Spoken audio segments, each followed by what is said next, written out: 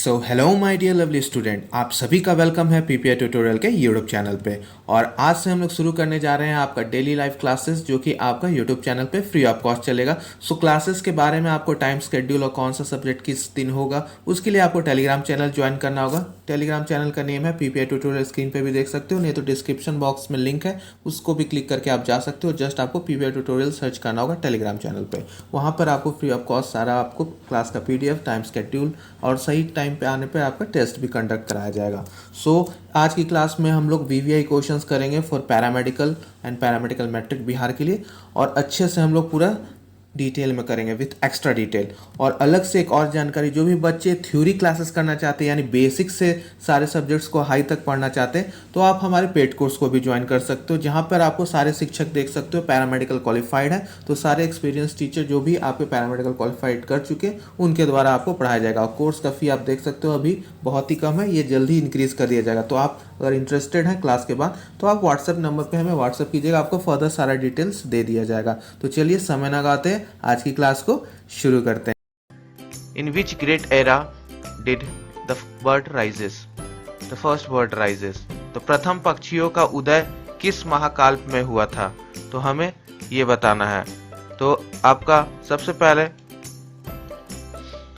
ये जान लेते हैं कि गिवन ऑप्शंस क्या है आपके। तो गिवन ऑप्शंस है आपके न्यूटनजीवी यानी सिनियोजोइक, मध्यजीवी यानी मेसोजोइक, प्रू कैम्ब्रियन यानी प्री कैम्ब्रियन। ठीक है, क्या होगा ये?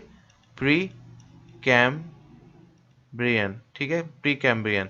तो आपको बताना है कि पहला प्रथम बर्ड्स का राइजेस मतलब कहाँ से डेवलपमेंट शुरू हुआ, पहला बर्ड्स की उत्पत्ति कहाँ से हुई, कि वो उड़ना कब से शुरू किया, कौन से एरा में। तो ये आपके 4 एरा दे रखे हैं, और आपको बताना है कि सेनियोजोइक, मेसोजोइक, पैलियोजोइक और प्री कैम्ब्रियन में से प्रथम पक्षियों का उदय यानी starting evolution of the birds कब से स्टार्ट हुआ, इवोल्यूशन कब से स्टार्ट हुआ, कौन से महाकाल में। तो इसका करेक्ट आंसर आपका पहले मैं बता देता हूं, और उससे पहले मैं आपको बता देता हूं कि ये क्वेश्चंस कहां से पूछा गया है। तो ये आपका क्वेश्चंस क्लास 12th का चैप्टर नंबर 7 इवोल्यूशन से पूछा गया है, क्योंकि इसमें इवोल्यूशन का बात हो रहा है, तो ये इवोल्यूशन से पूछा गया है। और इसको सॉल्व करने के बाद आप जरूर एनसीईआरटी रेफर कीजिएगा for more knowledge. Figure 7.9 and figure 7.10 में आपको महाकाल्पों के बारे में एकदम डिटेल में दे रखा है कि सिनियोजोइक में कितने पार्ट्स होते हैं, मेसोजोइक, पैलियोजोइक और प्री कैम्ब्रियंस में कितने पार्ट होते हैं। और इस क्वेश्चंस का भी डिटेल इसी दोनों फिगर्स में है एनसीईआरटी के। तो आप जाके ज़रूर इस क्लास के बाद रेफर कीजिएगा NCERT book for extra knowledge. ठीक है, तो आइए अब क्वेश्चंस का आंसर डिस्कस करते हैं। तो इसका करेक्ट आंसर होगा मेसोजोइक यानी ऑप्शन नंबर बी। आंसर क्या होगा? Option number B. अब वो क्यों होगा, आइए हम लोग इसको देखते हैं। क्योंकि आपका जो फर्स्ट बर्ड राइज हुआ था यानी फर्स्ट बर्ड राइज, तो ये आपका जुरासिक पीरियड में हुआ था। कौन से पीरियड में? तो जुरासिक पीरियड में फर्स्ट बर्ड राइज कब हुआ था? आपका जुरासिक पीरियड में, जुरासिक पीरियड में। तो जो कि किसका हिस्सा है? मेसोजोइक एरा का। ये किस चीज का हिस्सा है? तो ये मध्यजीवी एरा का, महाकाल्प का आपका हिस्सा है। तो जुरासिक पीरियड किस में आता है? आपका मेसोजोइक में। तो जुरासिक पीरियड में ही आपका फर्स्ट बर्ड का राइज हुआ था। जो अर्लीस्ट बर्ड था आपका, द अर्लीस्ट बर्ड, जो सबसे पहला बर्ड था जो उड़ना सीखा, वो था आपका डायनासोर्स से उत्पन्न हुआ था, डायनासोर्स वाले टाइम में, नेम पैरवेस। ठीक है, PARAVS। ये आपका यहाँ से इसका उत्पत्ति हुआ था। तो ये था इसका डिटेल एक्सप्लेनेशन। और इसके बाद नेक्स्ट स्लाइड में हम लोग देखेंगे कि जो महाकाल्प है कितने पार्ट्स में डिवाइडेड है, और उसका ऑर्डर क्या है, कौन सा महाकाल पहले आया यानी कौन सा एरा पहले आया। तो चलिए नेक्स्ट स्लाइड पे हम लोग चलते हैं। तो नेक्स्ट स्लाइड में हम लोग चलते हैं। आइए अब इसको फिर से डिस्कस करते हैं कि आपका यहाँ प्री कैम्ब्रियन, पैलियोजोइक, मेसोजोइक और सीनियोजोइक, ये आपका एरा का ऑर्डर है, पहला, दूसरा, तीसरा और चौथा। तो सबसे पहला आपका ऑर्डर कैसे अरेंज किया गया, ओल्डेस्ट टू यंगेस्ट, सबसे ओल्डेस्ट प्री कैम्ब्रियन और सबसे यंगेस्ट सेनियोजोइक, ठीक है। तो सबसे पहले प्री कैम्ब्रियन को देख लेते हैं। Pre Cambrian earliest part of the earth history, ये अर्थ का सबसे पहला अर्लीस्ट पार्ट है। और पैलियोजोइक आपका एरा एंशियंट लाइफ होता है जो आपका ट्रायोलोबाइट्स के ऊपर बेस है। मेजोजोइक एरा आपका मिडिल लाइफ है हमारा अर्थ का, जैसा डायनासोर, जब डायनासोर्स थे उस टाइम का। और सीनियोजोइक एरा रिसेंट लाइफ है जो अभी हम लोग का चल रहा है, यानी मैमल्स हम लोग का, और फ्लावरिंग प्लांट्स जो अभी प्लांट्स हैं, फ्लावरिंग प्लांट्स, तो वो एरा का। तो आपका सबसे पहले प्री कैम्ब्रियन एरा, फिर पैलियोजोइक एरा, फिर मेजोजोइक एरा और सीनियोजोइक एरा। तो इसमें जितने भी पार्ट्स थे इसी के ऊपर आपका डिटेल में एनसीईआरटी में है, उससे रेफर कीजिए। ये था आपका डिटेल एक्सप्लेनेशन आपका क्वेश्चन नंबर 1 का। अब चलिए नेक्स्ट सवाल पर चलते हैं। आई होप आप लोगों को ये सवाल समझ में आ गया हो। आइए अब आज का अगला प्रश्न देखते हैं। आज का अगला प्रश्न है क्वेश्चन नंबर 2 कि पेप्सिन किस का जल अपघटन करता है, यानी pepsin does hydrolysis of which of the following. तो आपको यहाँ पे 4 गिवन ऑप्शंस है और आपको बताना है कि पेप्सिन किसका जल अपघटन करता है। सो आइए इस क्वेश्चंस को हम लोग डिटेल्स में देखते हैं। तो सबसे पहले pepsin does the hydrolysis of the following compound, तो प्रोटीन का, फैट का, कार्बोहाइड्रेट्स का या न्यूक्लिक अम्ल का, यानी न्यूक्लिक एसिड। तो प्रोटीन, वसा, कार्बोहाइड्रेट या न्यूक्लिक अम्ल। तो ये क्वेश्चंस बहुत आसान है, ये आपका पेप्सिन के ऊपर पूछा गया है। तो क्वेश्चंस को कराने से पहले आपका मैं बता देता हूँ कि इस क्वेश्चंस का कहाँ से रेफरेंस है। तो ये आपका क्लास 11th का चैप्टर नंबर 16 ह्यूमन फिजियोलॉजी वाला जो चैप्टर है, ह्यूमन फिजियोलॉजी, पेज नंबर 263 में आपको पूरा डिटेल्स में सारा चार्ट्स वगैरह दिया हुआ है, पूरा डाइजेशंस में। तो आपको याद करना है, तब आपसे ये क्वेश्चंस बन जाएगा। तो आइए क्वेश्चंस पे आते हैं। तो पेप्सिन इसमें पूछ रहा है कि पेप्सिन डज हाइड्रोलिसिस, जल अपघटन कौन कराता है। तो हाइड्रोलिसिस का मतलब क्या होता है, वाटर के प्रेजेंस में प्रोटीन्स, फैट्स या कार्बोहाइड्रेट, न्यूक्लिक एसिड को तोड़ना in the presence of H2O, ठीक है। तो इसका जल अपघटन कराना, जल के उपस्थिति में, ठीक है, जल के अपघटन में इसका विघटन या उपघटन कराना। तो आपका ये प्रोटीन, आइए प्रोटीन से शुरू करते हैं। तो प्रोटीन्स को तोड़ने के लिए कौन सा हम लोग यूज करते हैं, तो वो है आपका पेप्सिन। पेप्सिन का इस्तेमाल करते हैं और इसको तोड़ के हम लोग क्या बनाते हैं, ब्रेक डाउन करके क्या बनाते हैं, तो ब्रेक डाउन करके इसको पेप्टाइड्स और पेप्टाइड्स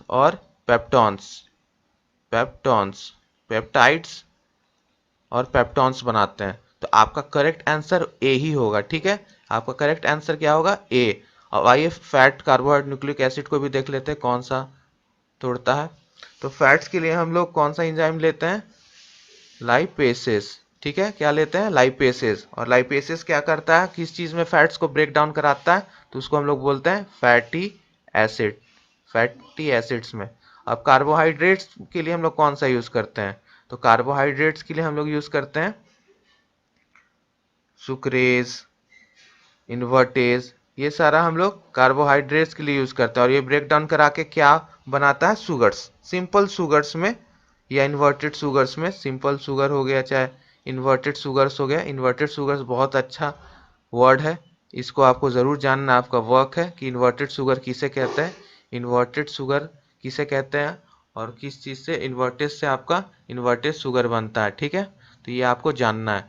अब न्यूक्लिक एसिड के लिए कौन सा हम लोग यूज करते हैं, न्यूक्लिक एसिड के लिए न्यूक्लियस, सिंपल है न्यूक्लियस। और न्यूक्लियस क्या करता है, इसको न्यूक्लियोसाइड्स और न्यूक्लियोटाइड में आपका ब्रेक डाउन करवाता है, ठीक है। तो ये था आपका पूरा डिटेल एक्सप्लेनेशन इस क्वेश्चंस का, और विथ रेफरेंस की एनसीईआरटी से कहाँ पूछा गया है, ठीक है। एनसीईआरटी बुक से किस पेज, किस टॉपिक नंबर तक आपको कहाँ से पूछा गया। तो प्रोटीन्स, पेप्सिन्स और दूध के बनते हैं पेप्टाइड्स और पेप्टोन्स में। फैट्स के लिए एंजाइम यूज करते हैं लाइपेसेस, फैटी एसिड्स में ब्रेक डाउन कराते हैं। कार्बोहाइड्रेट के लिए शुगर इन्वर्टरेज यूज करते हैं जिससे सिंपल शुगर्स बनता है, इन्वर्टेड शुगर्स बनता है। और न्यूक्लिक एसिड्स के लिए हम लोग न्यूक्लियस एंजाइम यूज करते हैं और न्यूक्लियोसाइड्स और न्यूक्लियोटाइड्स में होता है। अब न्यूक्लियोसाइड्स और न्यूक्लियोटाइड्स क्या होता है, ये आपका वर्क है कि आपको जेनेटिक्स जाके पढ़ना है क्लास 12 का।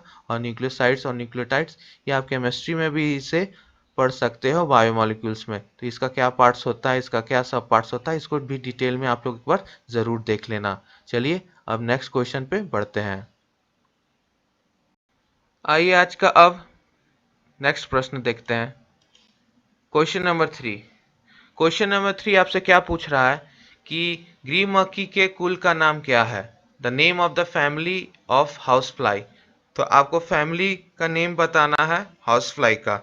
तो आपको यहाँ पे 4 ऑप्शन दे रखा है। पहला है कैनेडी, दूसरा है पोएसी, तीसरा है लेमेलेसी और चौथा है मस्कीरा।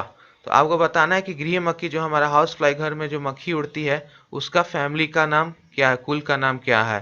तो इसका करेक्ट आंसर आपका होगा डी, डी यानी मस्कीरा। तो ये चैप्टर नंबर कहाँ से आया है, इसका रेफरेंस देख लेते हैं सबसे पहले। तो ये क्लास 11th का है, चैप्टर नंबर 2 यानी बायोलॉजिकल क्लासिफिकेशन। ठीक है, ये बायोलॉजिकल क्लासिफिकेशन वाले चैप्टर से पूछा गया है। अब आइए इसका मस्कीरा का डिटेल में देख लेते हैं कि हाउस फ्लाई का कैसे है। तो ये आपका फैमिली हो गया, ये क्या है आपका फैमिली यानी कुल किसका, तो हाउस फ्लाई का। हाउस फ्लाई का ये आपका कुल हो गया। ठीक है, इसका किंगडम कौन सा होगा, किंगडम कौन सा होगा, तो किंगडम आपका होगा एनिमेलिया, एनिमेलिया। और इसका साइंटिफिक नेम, साइंटिफिक नेम क्या होगा हाउस फ्लाई का, साइंटिफिक नेम, तो साइंटिफिक नेम हम लोग इसका पढ़ते आ रहे हैं म्यूस्का डोमेस्टिका, म्यूस्का डोमेस्टिका। ये आपका साइंटिफिक नेम हो गया किसका, तो हाउस फ्लाई का, बायोलॉजिकल नेम हाउस फ्लाई। ठीक है, बायोनोमेनक्लेचर्स में जो नाम यूज करते हैं वो आपका। तो ये था आपका क्वेश्चन नंबर 3। ठीक है, बाकी अदर्स में आपको इसका सबका एग्जांपल्स देखना है, लेमिनेसी, पोएसी और कैनेडी का, इसमें क्या क्या आएंगे ये देखना है। तो इसका डिटेल एक्सप्लेनेशन ऐसे ही है। ठीक है, तो ये आपका हो गया क्वेश्चन नंबर 3। ठीक है, आइए हम नेक्स्ट क्वेश्चन, क्वेश्चन नंबर 4 पे चलते हैं। आइए नेक्स्ट प्रश्न देखते हैं। प्रश्न ये है कि किसका शरीर कैल्शियम से ढका होता है। तो आइए इसका डिटेल में हम लोग देख लेते हैं कि किसका शरीर कैल्शियम के कवच से ढका हुआ रहता है। तो आपको बताना है, ठीक है, कैल्शियम से, whose body is covered with the calcium shells. तो आपके गिवन ऑप्शंस है Mollusca, A, B Arthropoda, C Chordata और डी सीरीसृप यानी रेप्टाइल्स। तो ये बहुत इजी क्वेश्चंस है जो कि आपका animal kingdom chapter number 4 class 11 से पूछा गया है, एनिमल किंगडम से। ये बहुत इजी प्रश्न है और इस चैप्टर से और क्लासिफिकेशन ऑफ मतलब बायोलॉजिकल क्लासिफिकेशन और चैप्टर नंबर 3 से हमेशा एग्जाम्पल बेस्ड क्वेश्चंस आते हैं, ये याद रखिएगा। तो एग्जाम्पल्स प्रत्येक का बहुत ज़रूरी है। तो इसका करेक्ट आंसर क्या होगा चलिए बताइएगा। इसका करेक्ट आंसर आपका होगा ए, मोलस्का। ए आपका मोलस्का करेक्ट आंसर होगा। इन्हीं फाइलम में आपका कवच से ढका होता है कैल्शियम का। और ये सबसे सेकंड लार्जेस्ट आपका फाइलम है नंबर्स के हिसाब से इसमें स्पीसीज के। फर्स्ट कौन है, फर्स्ट कौन है चलिए बताइएगा। फर्स्ट कौन है सबसे बड़ा फाइलम एनिमल किंगडम में, सबसे ज़्यादा उसमें स्पीसीज रहने वाले, ये तो सेकंड हो गया। फर्स्ट कौन है बताइए। तो फर्स्ट है आपका बी अर्थोपोडा, अर्थोपोडा में सबसे ज़्यादा स्पीसीज होते हैं। ठीक है, तो फर्स्ट आपका first largest, second largest Mollusca. तो ये था आपका क्वेश्चन नंबर 4। और इस क्वेश्चन में आपको एग्जाम्पल बेस्ड है ये, और चैप्टर नंबर 2 से 3 से और 4 से क्लास 11 का हमेशा एग्जाम्पल्स के ऊपर ही प्रश्न आता है। तो एग्जाम्पल्स पढ़ना बहुत ज़रूरी है इस चैप्टर्स के लिए। ठीक है, चलिए नेक्स्ट सवाल पे हम लोग चलते हैं। अपना नेक्स्ट क्वेश्चंस आपका क्या है चलिए देखते हैं। आइए आज आपका नेक्स्ट सवाल देखते हैं हम लोग। तो आपको इस सवाल में बताना है कि human has how many thoracic vertebrae. तो ये आपका वर्टिब्रल कॉलम के ऊपर सवाल आया है, यानी स्केलेटन सिस्टम का आपका क्लास 11 का ह्यूमन फिजियोलॉजी का है। तो इसमें आपको बताना है कि थोरैसिक वर्टिब्रे कितना होता है। तो इसका करेक्ट आंसर क्या होगा, उससे पहले इसका हम लोग थ्योरी एक बार डिस्कस कर लेते हैं। ठीक है, इसका थ्योरी डिस्कस कर लेते हैं। तो थ्योरी इसका कुछ इस प्रकार है। तो वर्टिकल कॉलम में आपको इसका थ्योरी दे रखा है। ठीक है, इसको हम लोग देख लेते हैं। तो इसका थ्योरी ये है कि आपका vertical column is a part of axial skeleton. जो आपका वर्टिकल कॉलम यानी स्पाइनल कॉर्ड होता है वो एक्सियल सिस्टम का पार्ट होता है और इसी के ऊपर हमारा सारा स्केलेटन सिस्टम टिका हुआ रहता है। और it is a flexible column. ये फ्लेक्सिबल कॉलम एक्सटेंडिंग फ्रॉम नेक, हमारे गले से लेके हमारे टेल तक, ठीक है, यहाँ तक हमारा होता है। ठीक है, तो human vertebrae column consist of 33 vertebrae होता है। इसमें टोटल 33 होता है, जो कि डिवाइडेड होता है डिफरेंट रीजन्स पे। मतलब हमारा जो बॉडी होता है नेक से लेके आपका लेग्स यानी नेक से लेके टेल तक आपका डिवाइडेड होता है 33 वर्टिब्रे में। ठीक है, जो जिस स्पेसिफिक रीजन्स हम लोग बोलते हैं अपना बॉडी में। ठीक है, तो आपका सबसे पहले है सर्विकल स्पाइनल वॉल्यूम में, फिर है थोरैसिक, फिर ल्यूमिनर, सैक्रम एंड कॉक्सी। तो पहला है आपका, सबसे पहला है सर्विकल, दूसरा है थोरैसिक, तीसरा है ल्यूमिनर, चौथा है सैक्रम और पांचवा है कॉक्सी। ठीक है, तो पांचवा है आपका कॉक्सी। या कॉक्सी में ही आपका टेल पार्ट होता है। तो ये नेक से स्टार्ट होता है, यानी ये नेक से स्टार्ट होता है और इसमें कितने होते हैं आपके C1 से लेके C7 तक नेक में। ठीक है, और इसका काम क्या है, सपोर्ट करना, weight of the head, head को संभालना। नेक का हमारा क्या काम है, हेड को संभालना। और इसमें टोटल 7 होते हैं, 7 वर्टिब्रे कॉलम होते हैं। फिर आ जाता है थोरैसिक, यानी 12 थोरैसिक वर्टिब्रे होते हैं, यानी T1 से लेके T12 तक। मेन फंक्शन क्या है इसका, स्पाइन, हमारा जो स्पाइन है रिब केज को, उसको और प्रोटेक्ट करना हार्ट और लंग्स को। ठीक है, तो ये आपका हो गया थोरैसिक। और ल्यूमिनर यानी 5 ल्यूमिनर वर्टिब्रे L1 से लेके L5 तक। इसका मेन फंक्शन क्या है, हमारा ल्यूमिनर स्पाइन को बियर करना और वेट का बॉडी का इसको उठाना। और चौथा है सैक्रम, इसमें 5 होते हैं और इसका फ्यूज होता है हमारा सैक्रम बॉडी के स्पाइन से, हिप्स बोन से मतलब। और चौथा और लास्ट पार्ट जो सैक्रम से जुड़ा हुआ होता है, 4 फ्यूज्ड बोन कॉक्सी, जिसको हम लोग अपना टेल भी कहते हैं पेल्विक रीजन में। ठीक है, तो ये था आपका complete information on the vertebrate column. It is divided into 5 types, that is cervical, thoracic, luminar, sacrum और कॉक्सी। तो आपका करेक्ट आंसर क्या होगा उस क्वेश्चंस में, चलिए देख लेते हैं। तो करेक्ट आपका आंसर होगा, करेक्ट आंसर होगा आपका थोरैसिक में 12। ठीक है, L1 से T1 से लेके T12 तक। ठीक है, तो ये आपका thoracic is the correct answer. चलिए अब आइए अब आज का नेक्स्ट प्रश्न देखते हैं, यानी प्रश्न नंबर 6। इसमें पूछा जा रहा है कौन सा एक कवक नहीं है। इसमें आपको बताना है कौन सा एक कवक नहीं है। आपका पहला है राइजोपस, दूसरा है नोस्टैक, तीसरा है म्यूकर और चौथा है एगैरिकस। तो आपको क्वेश्चंस डिस्कस करने से पहले मैं बता देता हूँ कि ये क्वेश्चंस आपका कहाँ से पूछा गया है। ठीक है, तो आपका यहाँ पे ये क्वेश्चन चैप्टर नंबर 2 से है, बायोलॉजिकल क्लासिफिकेशन क्लास 11। ठीक है, और यहाँ से मैं कहता आ रहा हूँ चैप्टर नंबर 2, 3, 4 से कि आपका हमेशा पूछा जाता है एग्जाम्पल बेस्ड क्वेश्चन। तो ये भी एग्जाम्पल बेस्ड क्वेश्चन है। तो आपको देखना है कि कौन सा एक फंगस नहीं है, कवक नहीं है। तो सबसे पहले राइजोपस देखते हैं। तो राइजोपस क्या है आपका, राइजोपस, राइजोपस एक आपका फंगस है, ये एक फंगस है। ठीक है, और ये कौन से आता है पार्ट में, ये आता है आपका फाइकोमाइसिटीज, फाइकोमाइसिटीज में आता है। ठीक है, जिसको हम लोग ब्रेड माउल्ड भी बोलते हैं, ब्रेड माउल्ड भी बोलते हैं। तो ये आपका एक फंगस है। नोस्टैक ये आपका बैक्टीरिया है। ठीक है, ये आपका बैक्टीरिया और करेक्ट आंसर भी आपका नोस्टैक है। ठीक है, और CD भी देख लेते हैं कौन सा फंगस है ये टाइप्स।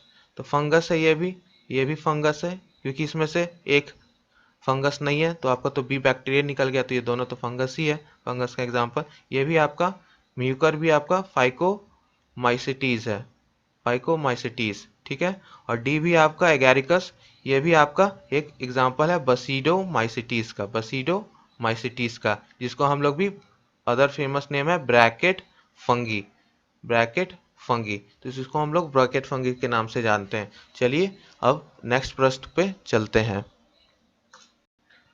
आइए अब आज का नेक्स्ट प्रश्न देखते हैं। नेक्स्ट प्रश्न है क्वेश्चन नंबर 7, डीनाइट्रिफिकेशन किसके द्वारा किया जाता है? Denitrification is done by A Nitrosomonas, B Nitrobacter, C Pseudomonas या डी क्लस्ट्रीडियम। तो आपको बताना है कि किसके द्वारा किया जाता है डीनाइट्रिफिकेशन। तो डीनाइट्रिफिकेशन आपका किया जाता है सी स्यूडोमोनास के द्वारा, ठीक है। और ये आपका chapter number 12 class 12th 11th का मिनरल न्यूट्रिशन का है, मिनरल न्यूट्रिशन चैप्टर से पूछा गया है। वहाँ पे बायोलॉजिकल नाइट्रोजन फिक्सेशन करके जो टॉपिक है वहाँ से आपका ये प्रश्न पूछा गया है, ठीक है। तो इसको डिटेल में मैंने आपका ये प्रश्न आपका डिटेल में मैंने 2019 में जो क्वेश्चंस आया था इसी पे आया था बायोलॉजिकल नाइट्रोजन फिक्सेशन पे। तो ये 2018 का क्वेश्चन 2019 में भी रिपीट हुआ है, तो ये रिपीटेड क्वेश्चंस है 2019 में, सॉरी 2020 में है, शायद ये 2020 में है आपका प्रश्न पूछा गया, वहाँ पे मैंने इसे एक्सप्लेन कर रखा है। डिटेल में एक्सप्लेनेशन इसका यहाँ पे है, यानी पेज नंबर 202 एनसीईआरटी का, आप क्लास 11th का देख सकते हो, ठीक है। वहाँ पे जैव विज्ञान से यहाँ पे नाइट्रोजन फिक्सेशन पे आपका पूछ रखा है, ठीक है। तो ये इसका पूरा आपका डिटेल एक्सप्लेनेशन है, तो इसको मैंने एक्सप्लेन कर रखा ऑलरेडी, तो आप ओल्ड वीडियो में जाके भी देख सकते हो। तो ये था आपका प्रश्न नंबर 7। चलिए नेक्स्ट प्रश्न पर आप बढ़ते हैं।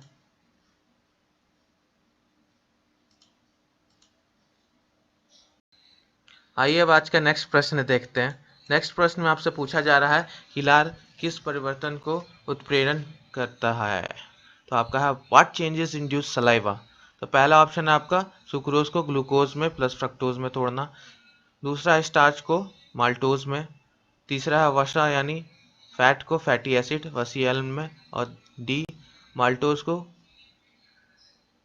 ग्लूकोज में, स्टार्च इंटू माल्टोज, ठीक है। तो आपका माल्टोज को ग्लूकोज में यहाँ पे होगा, ठीक है, इसको करेक्ट कर लेना है। तो यह आपका डाइजेशन और ऑब्जॉर्प्शन से चैप्टर से पूछा गया क्लास 11th से, ठीक है। ये बहुत इंपॉर्टेंट चैप्टर है आपका। तो आपको बताना है कि करेक्ट आंसर क्या होगा। तो सुक्रोज कन्वर्ट होता है ग्लूकोज फ्रक्टोज में सलाइवा से? नहीं, ये नहीं होगा। क्या स्टार्च को माल्टोज में करता है? तो हाँ, स्टार्च को माल्टोज में करता है, ये इसको सही आंसर है बी। कैसे? कि आपका जो सलेवरी एमाइलेज करके जो इंजाइम हमारे माउथ में है वो क्या करता है, आपका स्टार्च को माल्टोज में तोड़ता है इंजाइम, ठीक है। सलेवरी एमाइलेज स्टार्च को माल्टोज में तोड़ता है, और माल्टोज फर्दर हमारा जब बॉडी के अंदर जाता है ओसोफेगस से स्टमक में, तो ये माल्टोज भी आगे 2 ग्लूकोज में टूटता है with the help of maltase enzyme. Maltase enzyme की मदद से आपका 2 ग्लूकोज में टूटता है। तो ये आपका बी करेक्ट ऑप्शन होगा। तो स्टार्च को माल्टोज सिलाइवा कराता है हमारे माउथ में, कहा तो ये माउथ में हमारा होता है, मुंह में, ठीक है।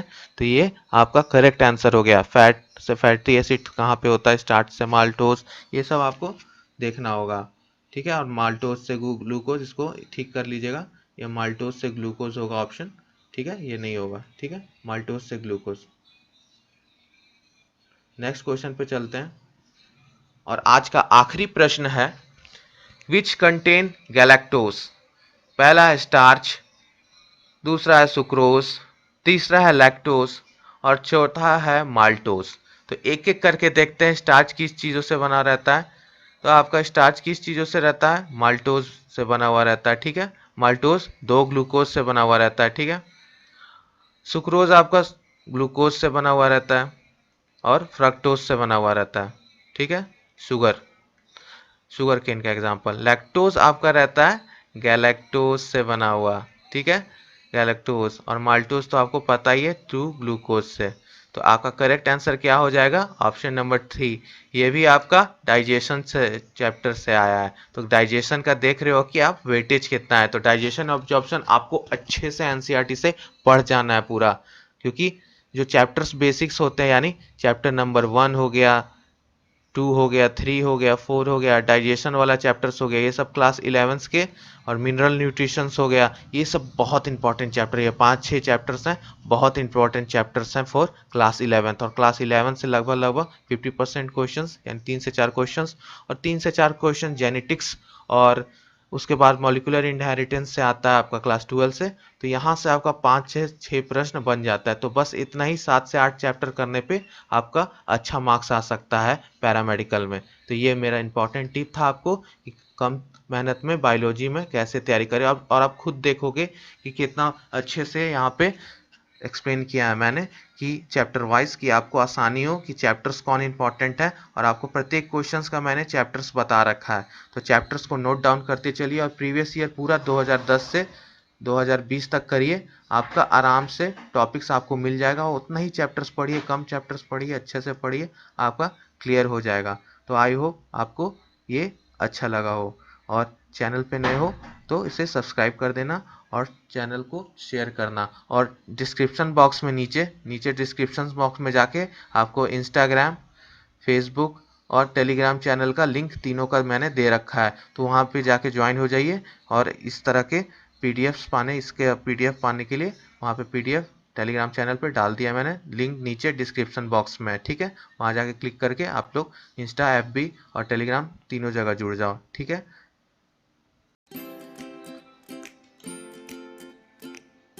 तो आशा करता हूँ आपको ये वीडियो बहुत पसंद आया होगा।